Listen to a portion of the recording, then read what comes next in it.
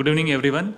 So I'll be talking about new immunotherapy molecule, adabrilimab, versus placebo in standard of care in extensive stage small cell lung cancer. It is a multi-center, randomized, double-blind, placebo-controlled phase 3 trial. We can see the small gathering because of small cell cancer.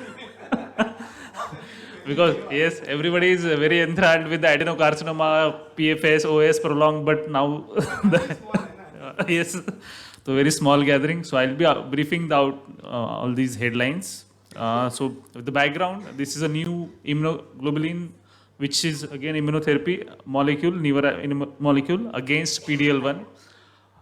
With the background, it has like phase 1 trial with all with solid cancer tumor where they have used 3 to 20 milligram per kg every 3 weeks and has found some preliminary anti-tumor activity and acceptable safety.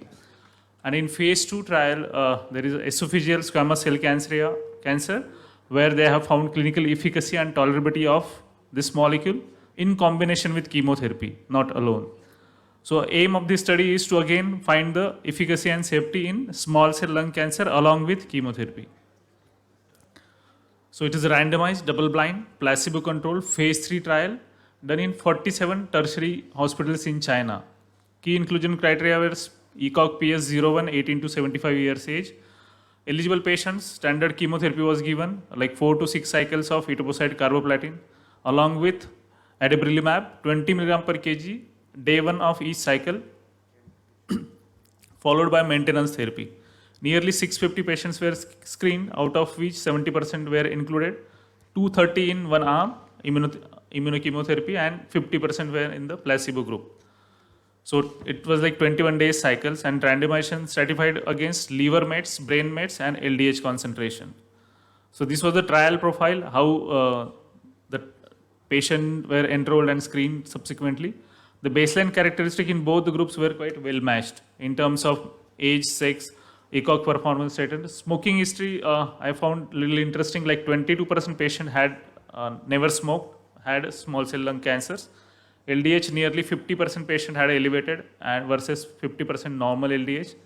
Liver mets, nearly 1/3 patient had liver mets and rest of them did not had. PDL1 less than 1%, nearly 85-86%, which is again documented in many of the trials. So outcome, mainly the outcome was overall survival, primary endpoint. Secondary endpoint were PFS and ORR. So coming to the results, median overall survival was significantly longer in immunochemotherapy group, which was 15.3 months versus 12.8 months. Overall survival rates were 62% versus 52% at the end of 12 months, 31% versus 17% at the end of 2 years. If we look at the most of the subgroup stratification favored the results in favor of immunochemotherapy. The patients with lower normal LDH had a hazard ratio of 0.59 that I found quite good hazard ratio in this subgroup, and patients without liver mets again 0.61. PFS was like in immunochemo group 5.8 months versus 5.6 months, though statistically significant. And again PFS was well matched in all the subgroups as well. Treatment related side effects, most of the patients had adverse events in both the groups. Grade 3 or worse were found in nearly 86% in immunochemo versus 85% in chemotherapy groups.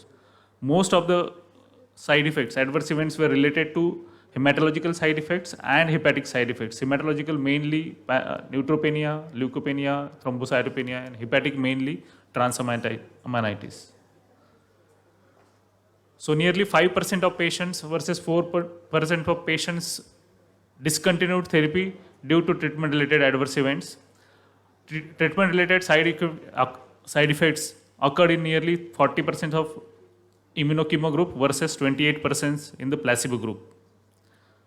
And fatal adverse events reported in 2 patients in each of the group, where the fatality is due to respiratory failure and ILD or pneumonia in immunochemo group.